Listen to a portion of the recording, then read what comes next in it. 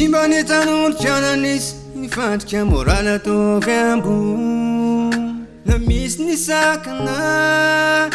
de tsy ho ataoko fefy tsy atafany fataova maina nosika iroso andala sendra natraka ny lo fa matoana pisina ray ao ambony de misy zavatra ny andasiny aty amiko fa matoana pisina ray ao ambony de misy zavatra ny andasiny aty amiko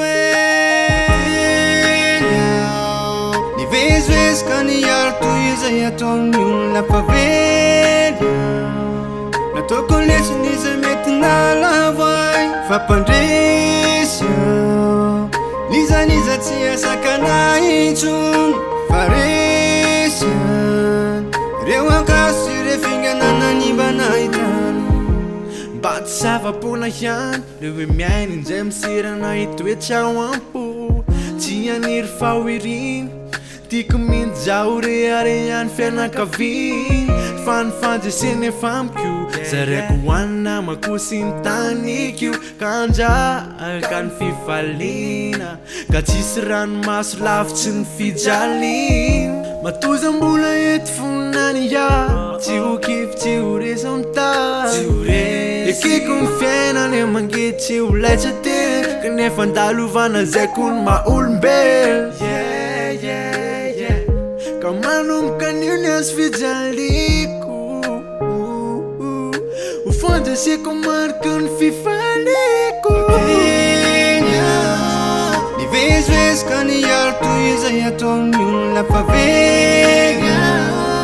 nataoko lesona izay mety nahalavo ay MPANDRESY nizaniza tsy hahasakana intsony fa resy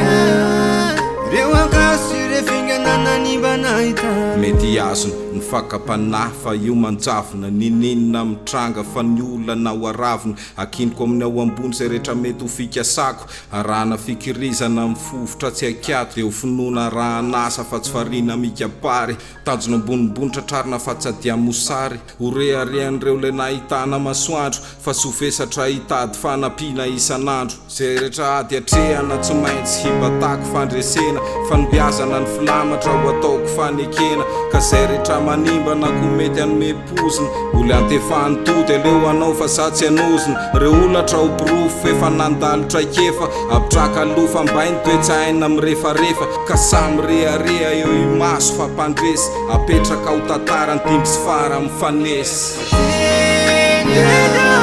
nivezivezy ka nihary toy izay ataon'ny olona pavely nataoko lesona izay mety nahalavo ay MPANDRESY